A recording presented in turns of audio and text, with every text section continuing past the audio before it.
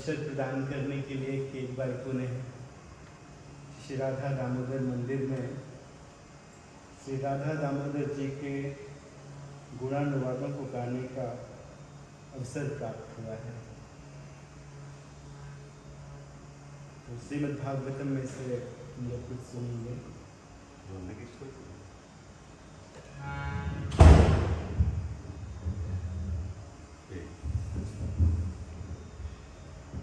श्रीमद् भागवतम का 10वां स्कंद है और चैप्टर 7 एक श्लोक हमारे पीछे बताइए। श्रीराजोवाच येनेनावतारेण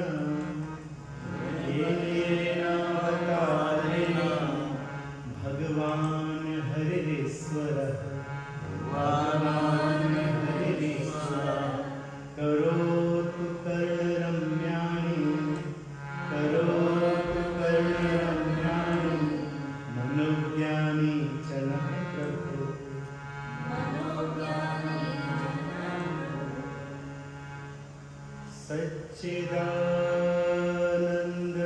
सच्चिदानन्दरूपाय विश्वोत्पत्त्यादिहेतवे तापत्रयविनाशाय श्रीकृष्णाय वयं यं प्रव्रजन्तम् अनुपेतमपेतकृत्यं द्वैपायनो विरहकातरायः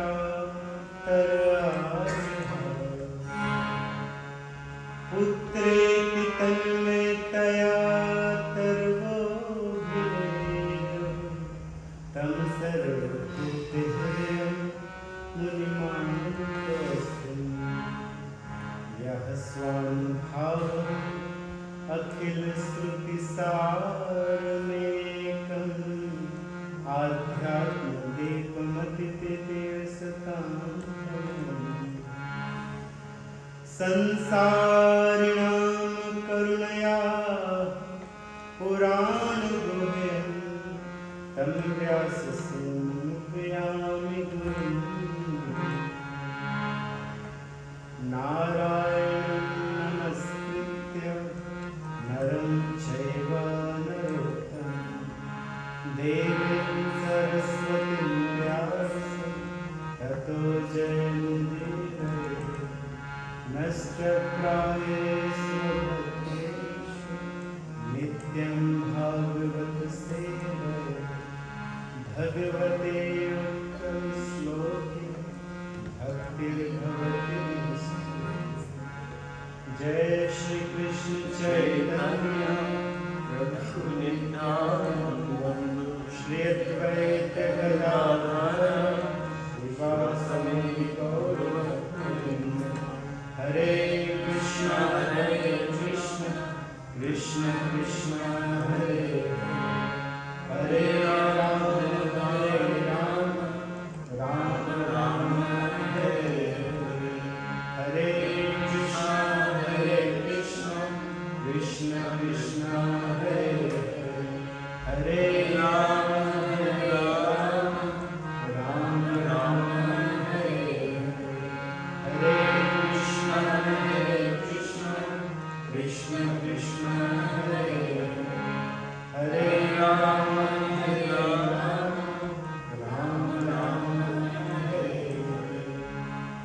श्री राधा दामोदर भगवान की।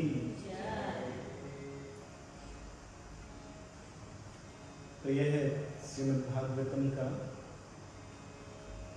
10वां स्कंद है, 7वां अध्याय। इस अध्याय के प्रारंभ में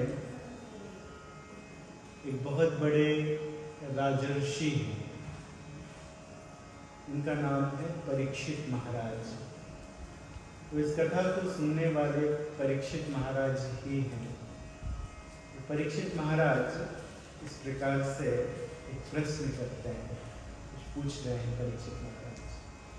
तो अभी तक बहुत सारी कथा सुखदेव गोस्वामी जी ने सुनाई है।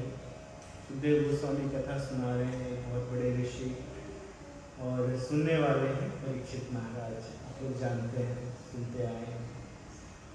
तो राजर्षि, राजर्षि का अर्थ है कि राजा तो हैं, पृथ्वी का पालन करने वाले हैं, लेकिन उसके साथ साथ हृदय से विरक्त हैं, ऋषि, भगवान की भक्ति में लगे रहने वाले हैं। तो राजोवाच, राजा ऐसा कहते हैं। जब भी हम लोग किसी से कुछ अच्छा सुनते हैं तो पहले हम लोग बड़ाई करते हैं कि आप बहुत अच्छा कह रहे हैं। प्रभु जी जब गाएंगे तो गाने के बाद हम लोग सब कहते हैं प्रभु जी बहुत अच्छा गाया है, तो बहुत बढ़िया कथा सुना रहे हैं सुखदेव गोस्वामी। तो परीक्षित महाराज बारंबार बीच बीच में कहते हैं कि आपने बहुत अच्छी कथा सुनाई। तो इस श्लोक में ऐसा कहते हैं कि येन अवतारेण भगवान हरिश्वर, हरि ईश्वर, जो हरि हैं वही ईश्वर है। अच्छी तरह से जानते हैं परीक्षित महाराज, तो पूरे विश्वास के साथ कहते हैं कि हरि ईश्वर। हरि शब्द के बहुत सारे अर्थ होते हैं, अलग अलग अर्थ होते हैं, शास्त्र में बताए गए हैं। हम लोग कहते हैं नर हरि, नर हरि, जो नर भी हैं और हरि भी। तो हरि का एक अर्थ होता है सिंह,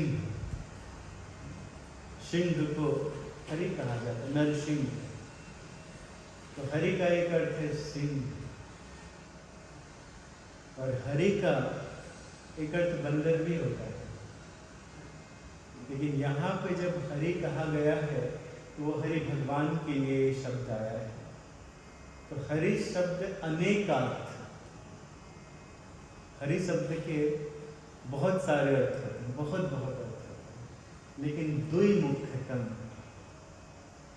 लेकिन दो अर्थ मुख्य मुख्य हैं। तो उसमें से एक है कि सर्व अमंगल हरे, और प्रेम दिया हरे मन। सब प्रकार के अमंगलों को, सारे प्रकार के प्रॉब्लम्स को वो हर लेते हैं। जैसे हम लोगों के ऊपर बहुत सारे दुख आते हैं, प्रॉब्लम्स आती हैं, लेकिन भगवान सारे दुखों को हर लेते हैं, नष्ट कर देते हैं। तो उनका एक नाम है हरि, जो सारे अमंगलों को हरने वाले हैं। जिस दिन हम लोग मंदिर में आते हैं, भगवान की भक्ति प्रारंभ करना शुरू करते हैं, प्रारंभ करते हैं भगवान की भक्ति, उसी समय से भगवान हमारे अमंगलों को, हमारे दुखों को हरना प्रारंभ कर देते हैं। कभी कभी हम लोग समझ नहीं पाते हैं, वो बात अलग है, क्योंकि भगवान सब कुछ जानते हैं।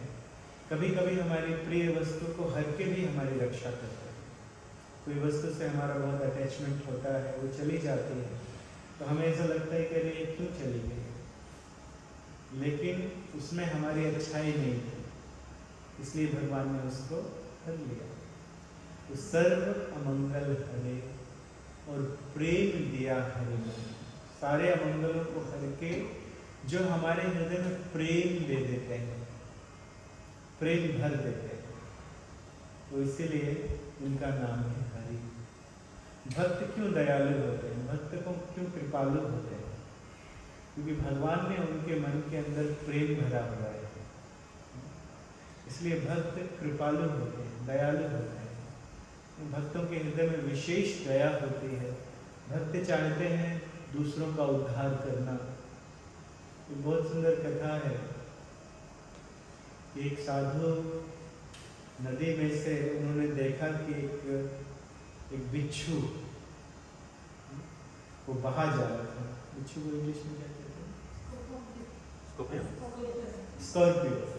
स्कॉर्पियो बहा जा रहा था, तो उन्होंने सोचा कि इसे बचा लूं,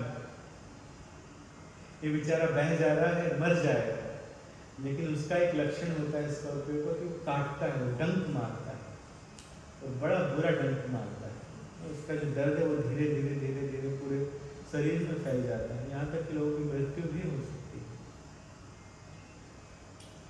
तो उन्होंने गए और जाके उन्होंने उसे ऐसे करके निकाला, समुद्र से निकाला। जैसे निकाला तो डंक मारा तो ऐसे गिर गया।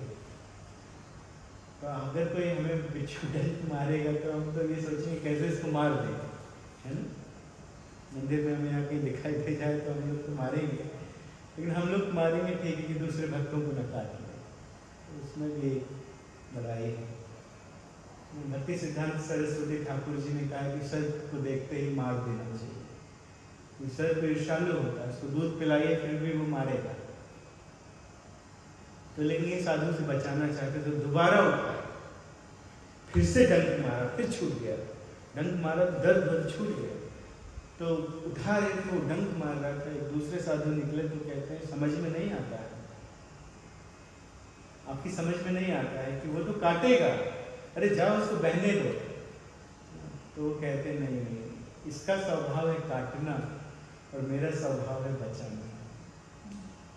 जब ये अपना स्वभाव नहीं छोड़ रहा है तो मैं अपना स्वभाव कैसे छोड़ दूं?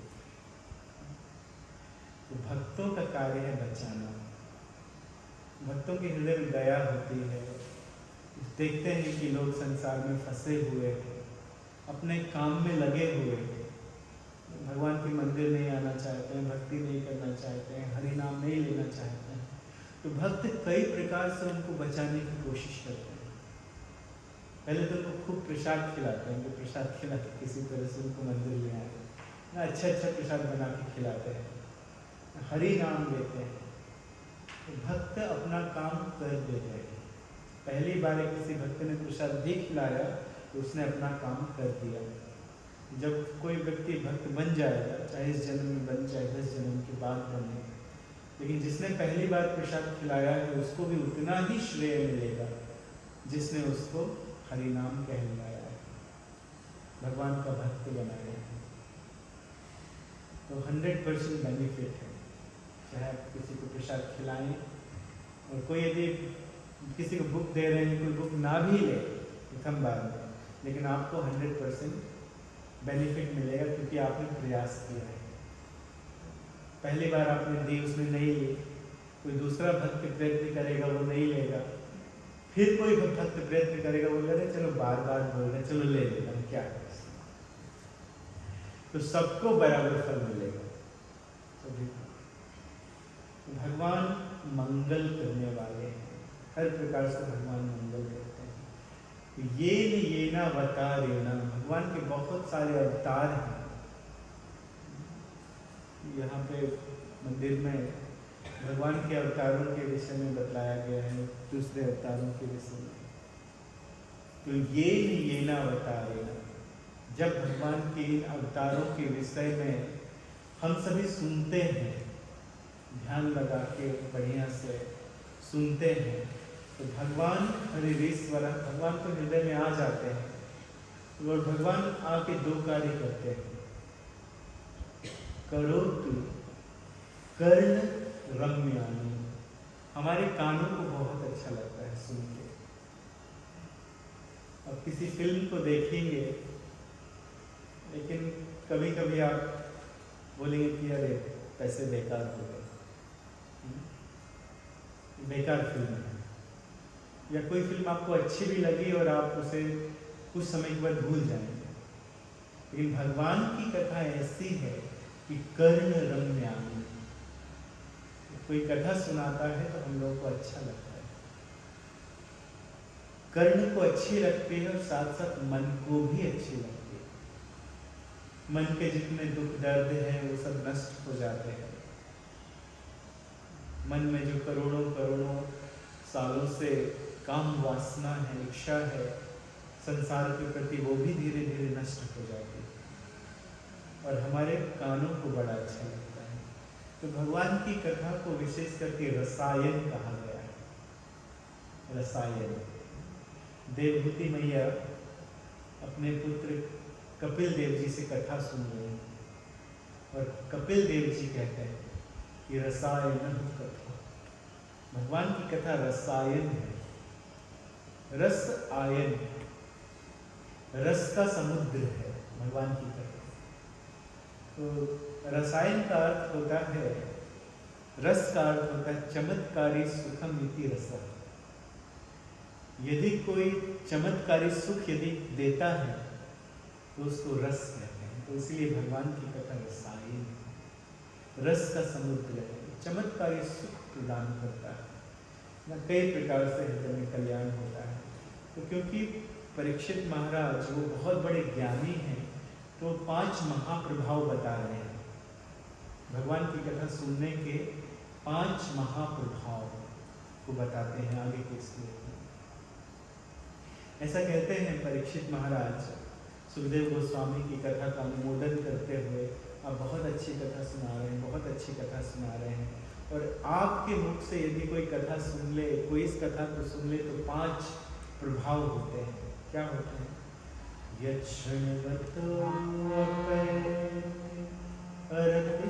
कृष्ण सत्वं च शुद्धेत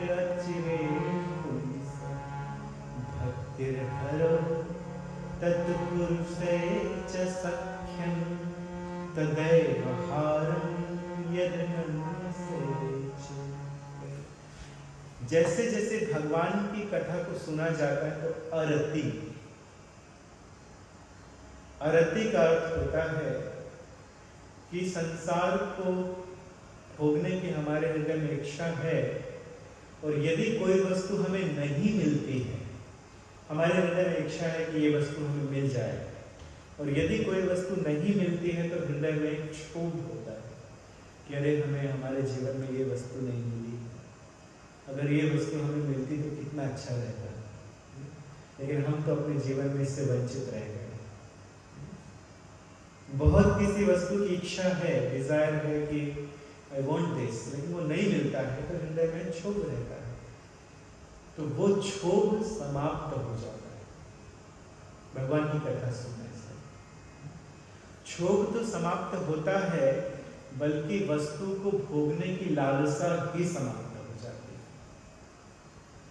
इसलिए कहा गया है कि अरति कृष्णा अपैति अरति कृष्णा।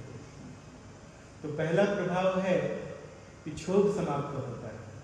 दूसरा महाप्रभाव है कि वस्तु को भोगने की लालसा ही समाप्त हो जाती है।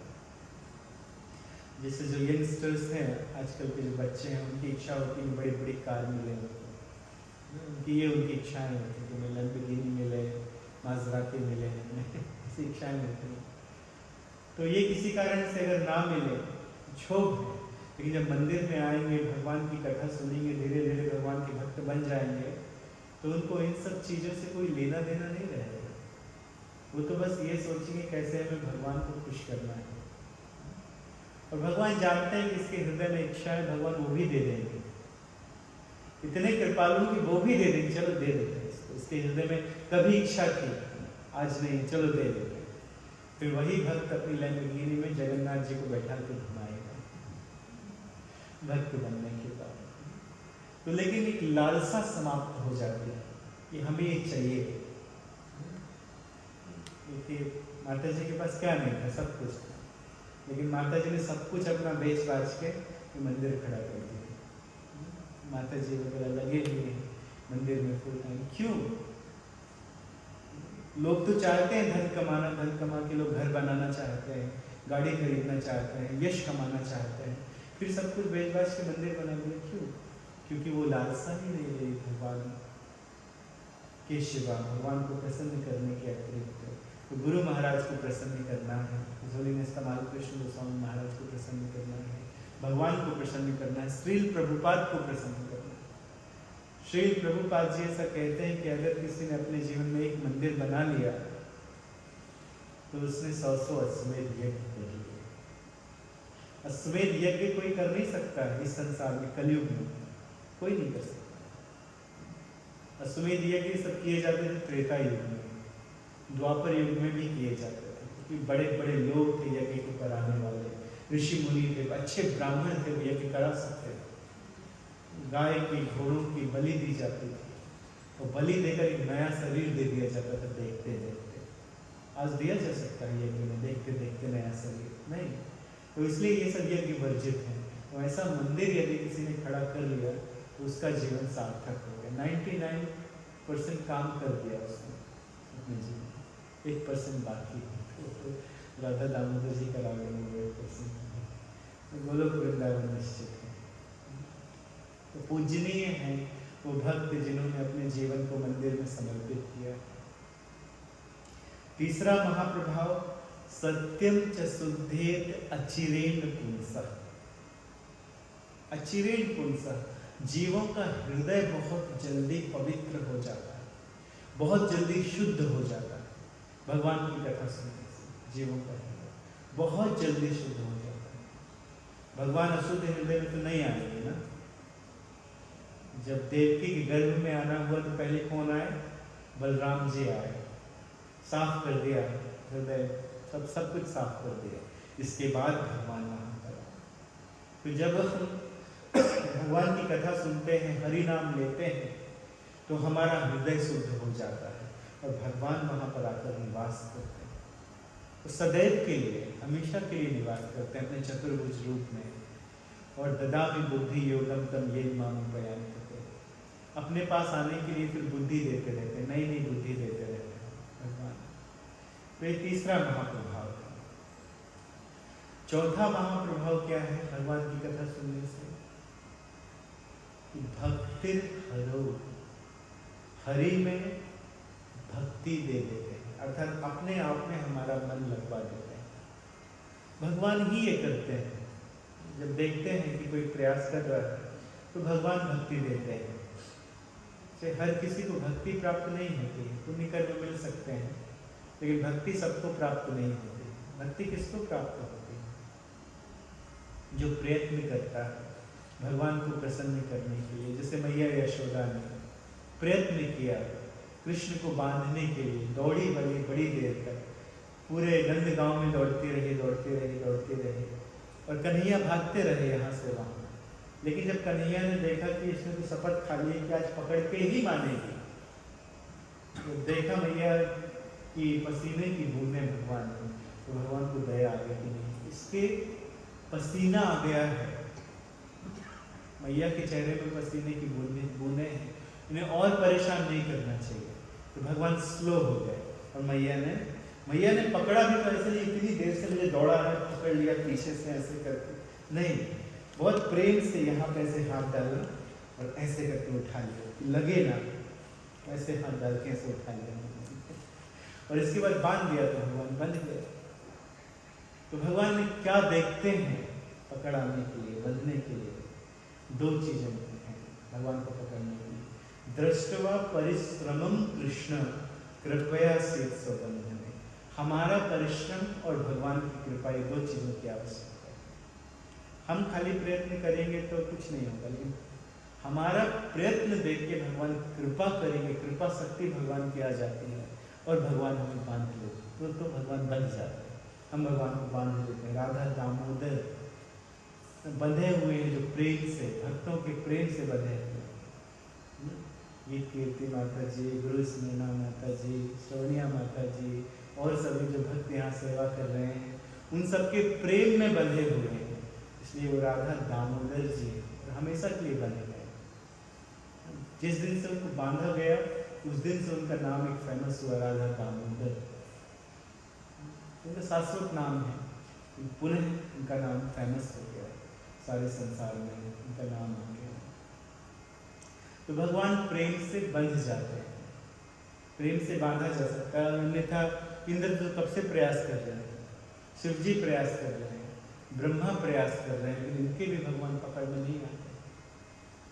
मैया यशोदा के आ गए। तो भक्तिर हरो, भक्ति के द्वारा हरि हमारे मन में आ जाते हैं। और पांचवा महाप्रभाव है तत्पुरुषे च सख्यम। भगवान की कथा सुनने से भगवान के जनों में, भगवान के भक्तों में हमारा प्रेम बढ़ता है। भगवान के भक्तों से प्रेम करना बहुत जरूरी है। जब भगवान के भक्तों से प्रेम करते हैं तभी भगवान प्रसन्न होते हैं। इसलिए पूरी भागवत में हर जगह यही कहा गया है कि भगवान के भक्तों का संग किया जाए, भगवान के भक्तों का संग किया जाए, भगवान के भक्तों का संग किया जाए। तो जब भगवान के भक्तों से संग करेंगे, उनसे प्रेम करेंगे, तब भगवान प्रसन्न हो जाते हैं, खुश हो जाते हैं। तो ये 5 महाप्रभाव हैं। कौन कौन से? पहला है क्षोभ खत्म हो जाता है भौतिक वस्तु के ना मिलने पर। दूसरा महाप्रभाव की तृष्णा ही समाप्त हो जाती है। तीसरा महाप्रभाव है कि हमारा हृदय पवित्र हो जाता है। चौथा महाप्रभाव है भगवान हृदय में आ जाते हैं। और 5वां महाप्रभाव है कि भगवान के भक्तों से स्नेह हो जाता है।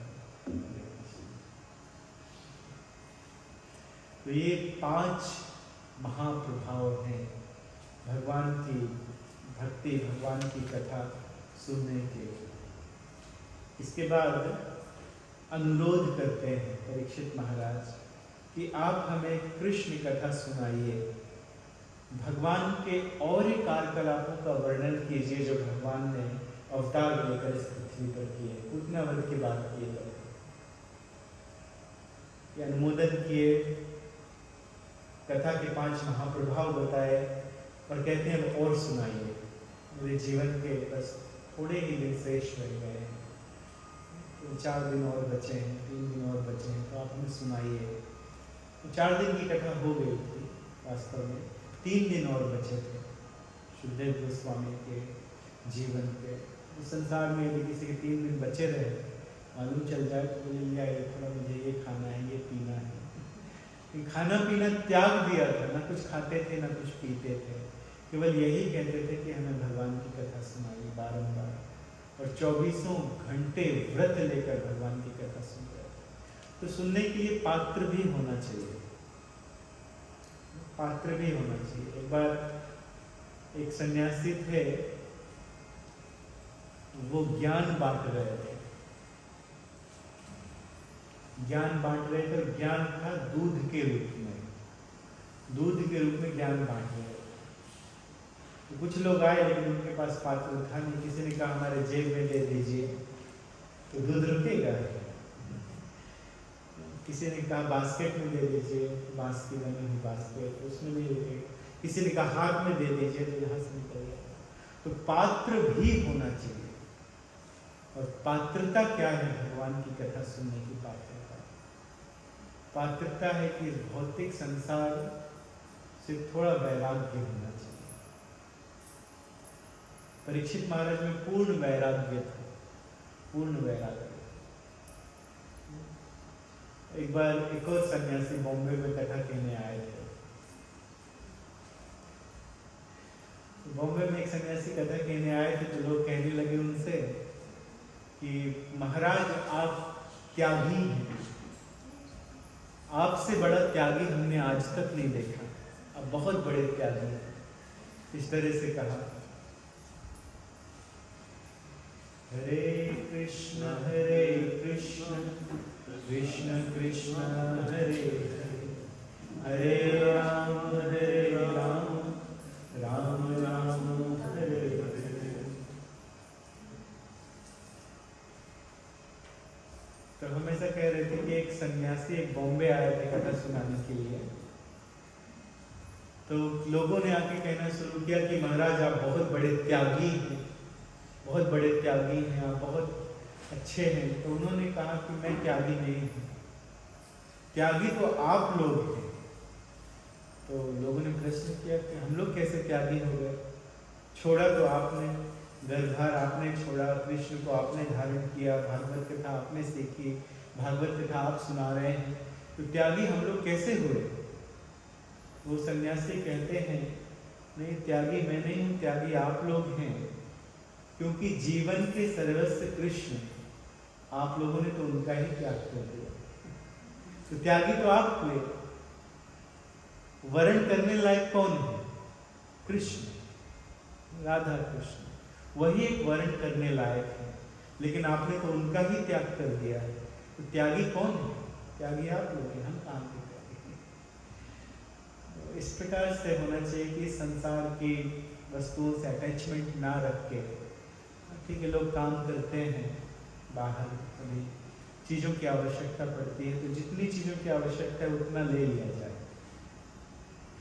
और चीज़ों से त्याग रख के, डिटैचमेंट रख के अपना अटैचमेंट बढ़ाया जाए भगवान श्री कृष्ण के साथ, श्रीमती राधा रानी के साथ। और उनके भक्तों के साथ और उनसे भगवान की कथा सुनी जाए और भगवान को प्राप्त करने की विधि जानी जाए। उनसे पूछा जाए कि किस प्रकार से हम भगवान के प्रिय बन सकते हैं, आप हमें बताइए। तो वो हमें विधि बताएंगे। तो इसीलिए ऐसा कहते हैं परीक्षित महाराज कि एक सामान्य बालक का अनुकरण करके आपने अद्भुत कार्यकलाप किए हैं, लेकिन सामान्य बालक का अनुकरण करने के बाद भी ये कैसा आपने कार्य किया है जो कोई साधारण बालक नहीं कर सकता है। आप लीला जरूर कर रहे हैं साधारण बालक की तरह, लेकिन ये अद्भुत है कि आपने पूतना की, भगवान ने पूतना जैसी राक्षसी का वध कर दिया। इतनी विशाल काय राक्षसी थी, आपने कल कथा सुनी। और भगवान कितने थे? छोटे से थे। कहीं कहीं लिखा है 3 दिन के, कहीं कहीं लिखा है 6 दिन के। तो 3 दिन के 6 दिन के छोटे ही हुए, लेकिन पूतना जैसे विशाल काय राक्षसी को भगवान ने मार दिया। लेकिन देखिए, हमारे मारने में भगवान के मारने में बहुत अंतर है। हम किसी को मारेंगे तो फिर पलट के हमें ही कोई मारेगा, और मार भी दिया तो कर्म पलट के हमें मारेगा। कोई नहीं जान पाया तो हमारे कर्म पलट के हमें कभी न कभी मारेंगे। लेकिन भगवान जब किसी को मारते हैं तो क्या होता है? देखिए, भगवान ने पूतना को मारा, क्या हुआ जी? उद्धार हो गया। बहुत बढ़िया से सुना आप लोग, उद्धार हो गया। पूतना को भगवान ने मार के गोलोक वृंदावन में अपनी माता बना लिया। ऐसी गति पूतना। सुखदेव गोस्वामी याद करते हैं इस बात को, 3रे स्कंद में कहते हैं, अहो बकीयम स्तन कालकूटम जिज्ञासया पायदपि लेभे परम धात्री उचितां ततोऽन्यं कम्बा दयालुं शरणं व्रजेत्। सुखदेव गोस्वामी आकर्षित हुए थे भगवान की तरफ, तो कैसे? इस बात को जान के आकर्षित हुए। वो तो चले गए थे जंगल में निराकार ब्रह्म का ध्यान करने के लिए, लेकिन जब बाद में उनको पता चला व्यासदेव जी के शिष्यों से कि भगवान वो हैं जिन्होंने पूतना जैसी राक्षसी को, जो अपने स्तनों में कालकूट नाम का विष लगा कर आई थी भगवान को मारने के लिए, तो भगवान ने उसको अपने जगत में अपनी धात्री बना लिया, अपनी माता बना लिया। इतनी दयालु, इतना दयालु कोई हो सकता है? कोई नहीं। इतना दयालु कोई ना हुआ ना होगा। तो इस बात से आकर्षित होकर वो भगवान के भक्त बन गए सुखदेव गोस्वामी, और पिताजी के पास जाकर कहते हैं कि आप हमें सिखाइए भगवान की सुंदरता को और भगवान की कृपा को जान के भगवान के भक्त बने। सुंदरता का श्लोक 10वें श्लोक में, जिससे वो आकर्षित हुए।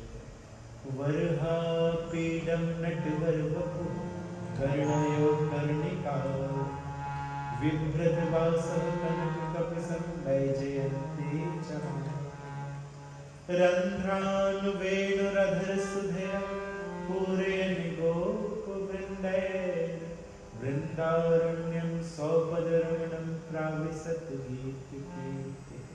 तो इन 2 श्लोकों को सुन के वो भक्त बने। एक भगवान की कृपा और दूसरी भगवान की सुंदरता। इसको जब सुना तो सीधे सब कुछ छोड़ के, अरे अब कहाँ निराकार ब्रह्म, अब तो बस भगवान की भक्ति करना है। तो परीक्षित महाराज भी थोड़े अचंभित हैं कि मनुष्य जैसा रूप लिया, लेकिन छोटी सी उम्र में पूतना जैसी बाल घातनी को मार दिया। तो बाल घातनी थी, छोटे छोटे बच्चों को पकड़ के मारती है, पूतना जैसी बाल घातनी को मार दिया भगवान ने, लेकिन मार के अपनी माता बनाया। तो भगवान इसलिए इस पृथ्वी लोक में प्रकट हुए हैं।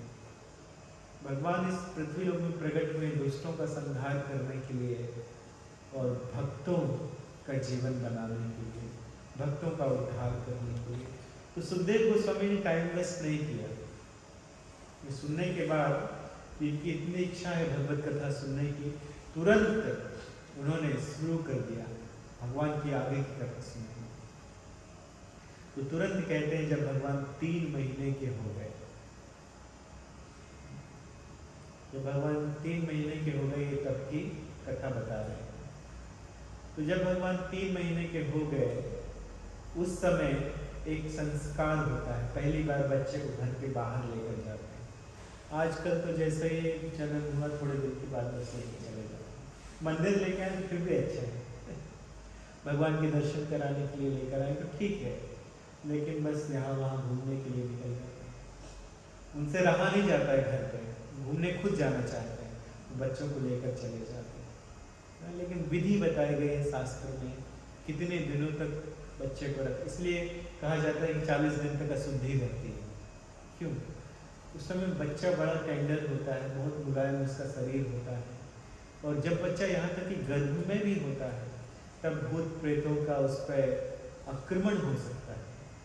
तो इसीलिए उनको सुरक्षित रखा जाता है। बहुत सारे नियम हैं कि माता गर्भवती हो तो किसी पुराने पेड़ के नीचे नहीं जाए, समुद्र के किनारे नहीं जाए, बहुत सारे नियम हैं, क्योंकि वहाँ पे ऐसी आत्माएं भटकती रहती हैं। किसी अकेले स्थान पे नहीं जाए, मंदिर में आए, लिफ्ट भी लगे, सीढ़ी चढ़ने की जरूरत नहीं है, सीधे 4th फ्लोर में आ जाएंगे। तो ये तो सीधे ऊपर का लोक है, गोलोक वृंदावन है। यहाँ आने के बाद ऐसा ही लगता है कि गोलोक वृंदावन है। बहुत परिवर्तन हो गया है पहले की अपेक्षा, काफ़ी परिवर्तन हो गया है। तो गोलोक वृंदावन है, चारों तरफ भगवान की लीलाएं हैं। यहाँ आने के बाद कोई नीचे नहीं जाना चाहेगा। तो हम लोग सोच सकते हैं कि कैसे माता जी को निकालना पड़ता होगा मंदिर बंद करने के बाद, बस जाइए, अब भगवान को भी सोना है, लोग जाना नहीं चाहते होंगे। ऐसा मंदिर है कि एक बार कोई ऊपर आ जाएगा तो भक्त बन के ही निकलेगा। गरुड़ जी के दर्शन होंगे, कालिया नाग के ऊपर देखिए कितनी सुंदर भगवान की प्रतिमा है, भगवान के अन्य अवतार हैं, कृष्ण बलराम जी हैं, नरसिंह जी, क्या अद्भुत मंदिर है। बहुत जगह गए हैं, विश्व के बहुत मंदिरों में देखे हैं, लेकिन ये अच्छा मंदिर है, बहुत अद्भुत मंदिर है, विशाल मंदिर भी है, अद्भुत। तो इतना बड़ा संकल्प और इतनी बड़ी चेष्टा भगवान के पार्षद ही कर सकते हैं, हर कोई दूसरा नहीं। भगवान के पार्षद हैं, इतना बड़ा अच्छा मंदिर बनाया है।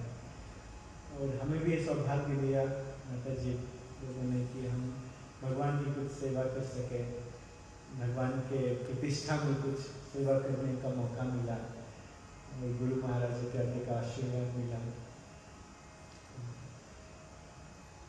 तो भगवान 3 महीने के हो गए तो उस समय उत्थान संस्कार किया जाता है। उत्थान संस्कार, बच्चा जब करवट लेने लगे, मतलब फिर घर से निकलने के लिए योग्य हो गया, तो भगवान करवट लिए। प्रथम बार जब करवट लिए तो मैया खुश हो गई कि हाँ, इसका मतलब कि इसका सारा शरीर ठीक है। बहुत दिनों तक करवट ना ले, हाथ पर ना हिलाए तो मैया बाप नाराज हो जाते हैं ना, थोड़ा चिंतित हो जाते हैं, अरे ये क्या हो गया, ये क्यों नहीं हिल रहा है। तो हिलो बेटा, इस तरफ आओ, यहाँ आओ, आगे बढ़ो। लेकिन जैसे ही वो हिलता है, अपना हाथ पैर हिलाता है, करवट लेता है, तो बहुत खुश हो जाता है, प्रसन्न हो जाता है कि हाँ, इसका शरीर ठीक है, बढ़िया है। माता पिता खुश हो जाते हैं। तो यशोदा मैया भी बहुत प्रसन्न हुई, नंद बाबा भी बहुत प्रसन्न हुए। तो एक बहुत बड़ा एक उत्सव रखा गया। तो पहले के लोगों को तो वैसे भी बहाना चाहिए था उत्सव करने का, कोई बहाना चाहिए था, बहाना कोई मिल जाए उत्सव करने के लिए, और वो उत्सव कर देते थे। तो एक बहुत बड़ा उत्सव रखा गया, ब्राह्मणों को बुलाया गया, यज्ञ इत्यादि कराए गए, और गाय की तो कमी थी नहीं। अकेले नंद बाबा के घर में सोचिए 9 लाख गायें थी, 1 मिलियन गौ थी उनके पास। तो दूसरे लोगों के पास कितनी गाय होंगी? दूसरे लोगों के पास भी ऐसी गाय थी, किसी के पास 1 लाख, किसी के पास 2 लाख, किसी के पास 5 लाख, 500,000 काउज, इतनी गाय लोगों के पास हुआ करती। तो उनको बहाना चाहिए रहता था कि कोई उत्सव करें, ब्राह्मणों को बुलाएं, गौ का दान करें और उनको खिलाएं पिलाएं। ब्राह्मणों के मुख में खिलाना डायरेक्ट भगवान को खिलाने के समान माना गया है। क्योंकि ब्राह्मण भगवान का मुख माने जाते हैं, है ना। तो इसीलिए दूसरे जन वैष्णवों को बुलाते हैं अपने घर में, खिलाते पिलाते हैं, क्यों? कि भगवान प्रसन्न हो जाए। और करना भी चाहिए, वैष्णवों को बुलाना चाहिए अपने घर पे, कीर्तन इत्यादि करा के और उनको खिलाना पिलाना चाहिए, उससे खुश होते हैं। राधा दामोदर जी की तो सेवा करनी चाहिए, तो इससे प्रसन्न होते हैं भगवान और कृपा करते हैं। तो बहुत बढ़िया फेस्टिवल मनाया गया। और फेस्टिवल के बाद भैया ने देखा कि अब ये थोड़ा सोने लगा है कन्हैया, तो नींद आने लगी। अब तो नामकरण संस्कार भी नहीं हुआ था, तो अपने मन से कुछ कहती होंगी, कान्हा, लाला, लाला को नींद आने लगी थी। जब भगवान 100 दिन के हुए थे तब उनका नामकरण संस्कार हुआ था। ये 3 महीने की कथा है, मतलब 10 दिन के बाद और नामकरण संस्कार होगा। तो देखिए कि ये थक गया है लाला, अभी नींद आने लगी, तो अपनी गोद में लिया माता ने और दूध पिलाया, दूध पिलाया। तो दूध का आस्वादन किया भगवान ने, और दूध पीने के बाद एक छकड़े के नीचे रख दिया। छकड़ा जानते हैं किसको कहते हैं जी? काठ, बैलगाड़ी जानते हैं, यहाँ पर होती बैलगाड़ी होती है जी, आगे बैल लगे रहते हैं, पीछे गाड़ी होती है, बुलक काट, हाँ खेत में होती है।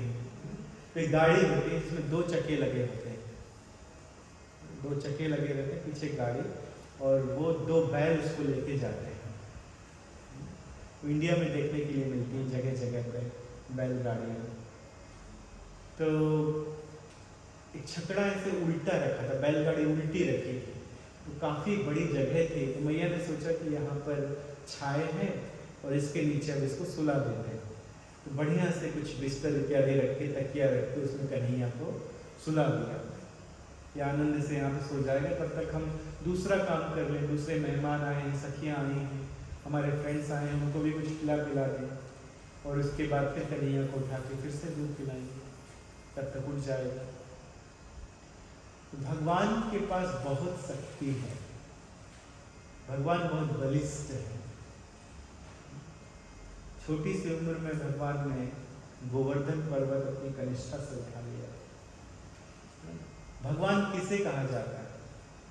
जो सबसे शक्तिशाली है वही भगवान। इस संसार में किसी के पास थोड़ी बहुत शक्ति हो सकती है, देवताओं के पास भी शक्ति है, लेकिन वो शक्ति सब कहाँ से आती है? शक्तिमान से आती है। शक्तिमान कृष्ण है। जैसे कि कोई पावर हाउस है, यहाँ पर भी बिजली है, लाइट है, इलेक्ट्रिसिटी है, इसमें भी शक्ति है, देख पा रहे हैं। लेकिन ये सब कहाँ से आया है? कहाँ से आ रही है इलेक्ट्रिसिटी? पावर हाउस से आ रही है। तो पावर हाउस कृष्ण है, वो सबको शक्ति देते हैं। इस जगत में यदि कोई काम चल रहा है, वायुदेव बह रहे हैं, तो भगवान कहते हैं मद भयात, मेरे भय से बह रहे हैं। मैं मद भयात, आपको बात हो गई। सूर्य तपति मद भयात, सूर्य यदि दे रहा है किसी को, ताप दे रहा है, समर सबको अच्छी लगती है, विंटर ज़्यादा पसंद नहीं है, समर सबको अच्छी लगती है।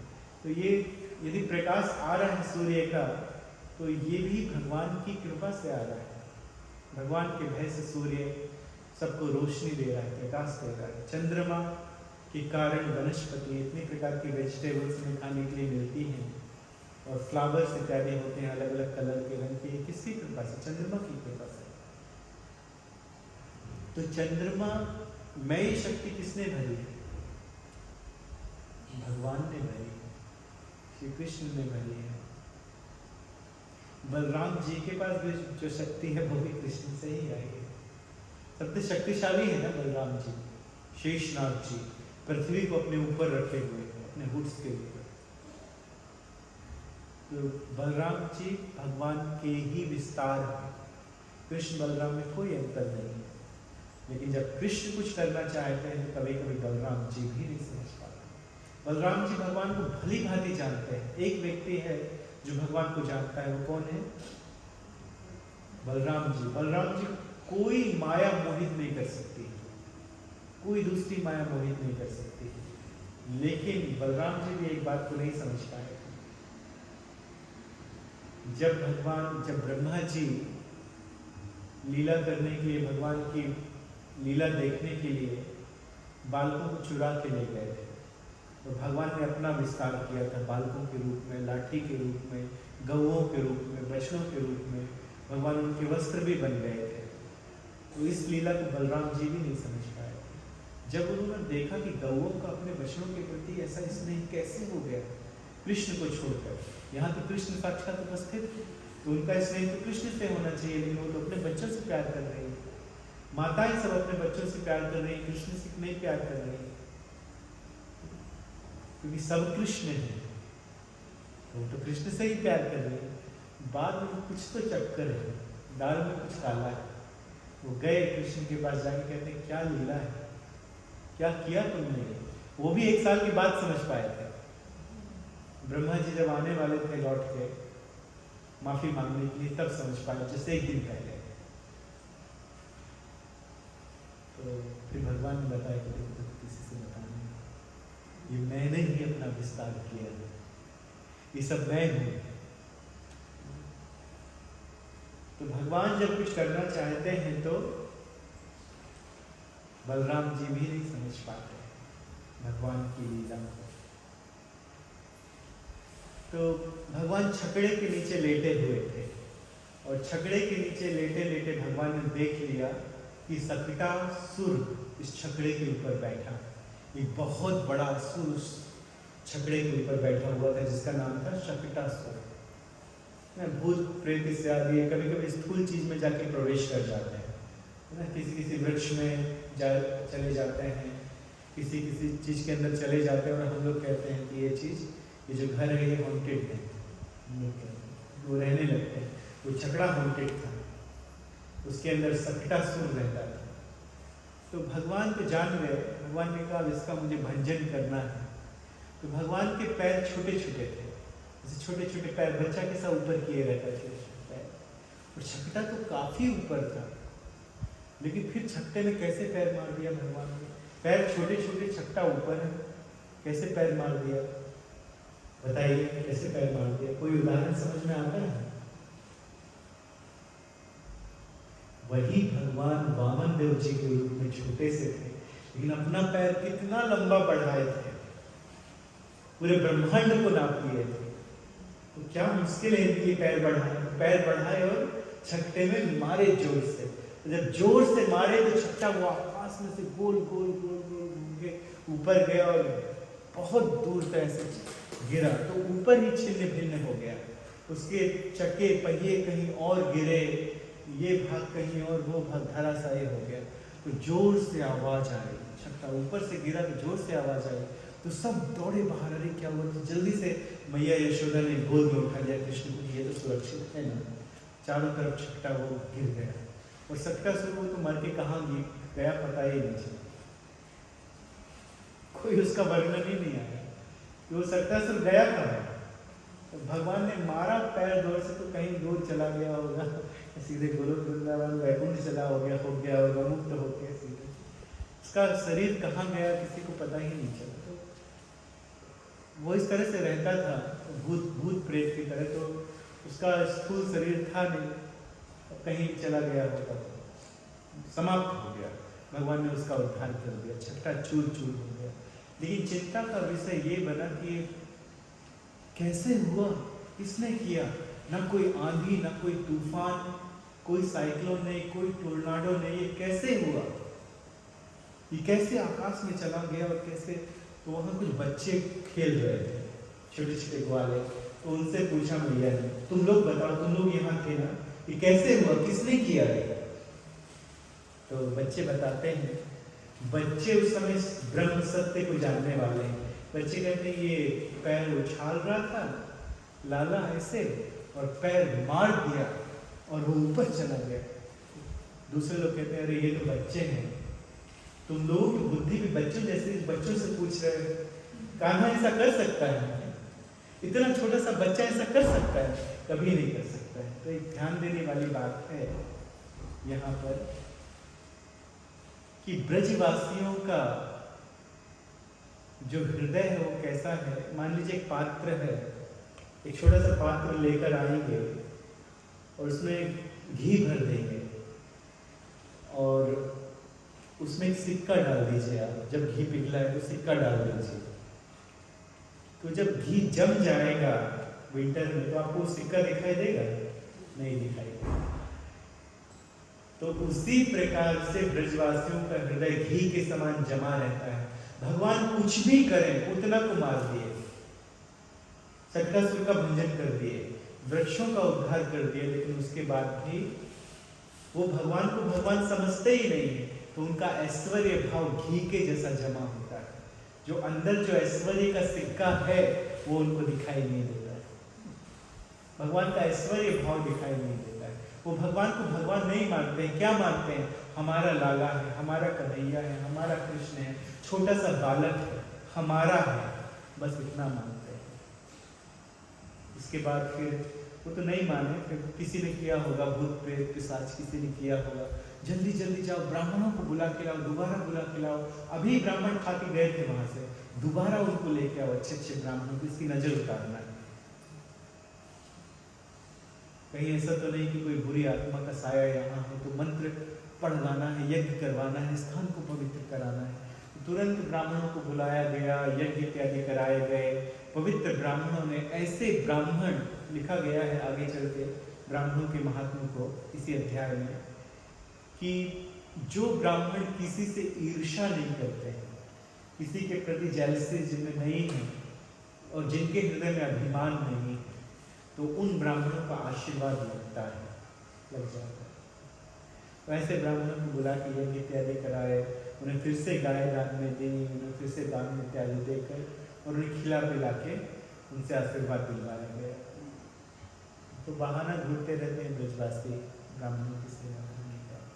तो इस अध्याय से, इस अध्याय में, 7वें अध्याय में श्लोक नंबर 4 से लेके 17 तक, चैप्टर 7 में verse number 4 to verse number 17 तक शक्टासुर के वध का वर्णन किया गया। इसके बाद तृणावर्त उद्धार आता है, जो भगवान 3 वर्ष के हो गए।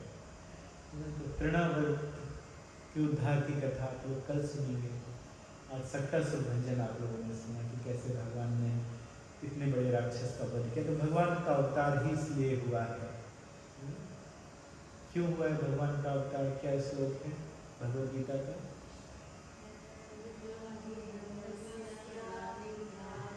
भगवते भारत अभ्युत्थानं धर्मस्य तदात्मानं सृजामि परित्राणाय साधूनां विनाशाय च दुष्कृतां धर्म संस्थापनार्थाय संभवामि युगे। भगवान अपना काम कर रहे हैं, राक्षसों को मार रहे हैं, अधर्म का विनाश कर रहे हैं, तो भक्तों को आनंद दे रहे हैं। तो यहाँ पर हम समाप्त करते हैं।